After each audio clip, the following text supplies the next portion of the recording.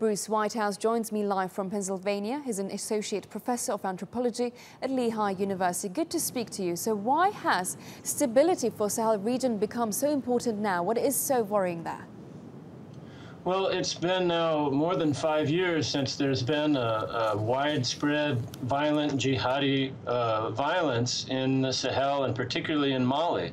And despite now 4 years of military intervention by France and the United Nations, the situation hasn't improved. If anything, the security situation has deteriorated. So I think multiple governments realize that different steps need to be taken, and they're trying this regional solution of involving the militaries of governments in the region with outside financial assistance.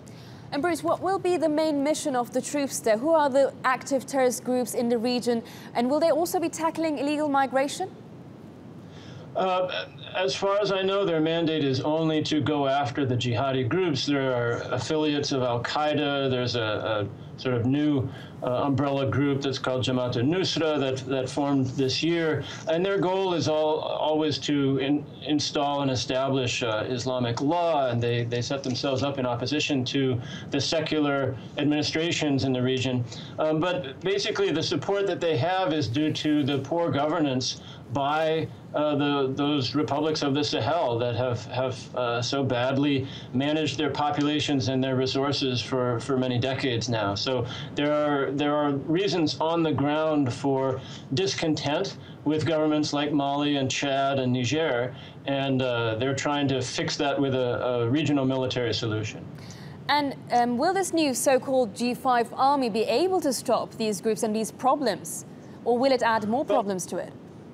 Well, one thing it will be able to do that the existing forces haven't been able to do so well is that they can go across borders. And in recent months, we've seen an uptick in these cross-border raids by jihadi groups where they'll start out in Niger and cross into Burkina Faso or vice versa. And the local security forces can't cross the border to pursue them. So the G5 group would solve that problem. But I think there are other problems they wouldn't be able to solve. At its base, this insurgency is a response to poor governance, as I said, throughout the Sahel region, and there's not going to be a military fix to that problem.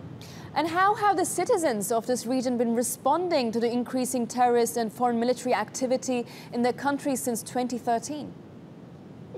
There's an increasing discontent with the government of Mali. There's a great deal of suspicion and mistrust in Mali toward the United Nations peacekeepers, toward the French military. Malians aren't really sure what the goals of these outside forces are.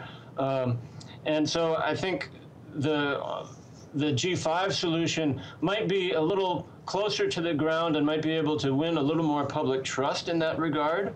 But as I say, it's going to take some sustained structural and political reforms in Mali and in its neighbors to really make a difference in this problem.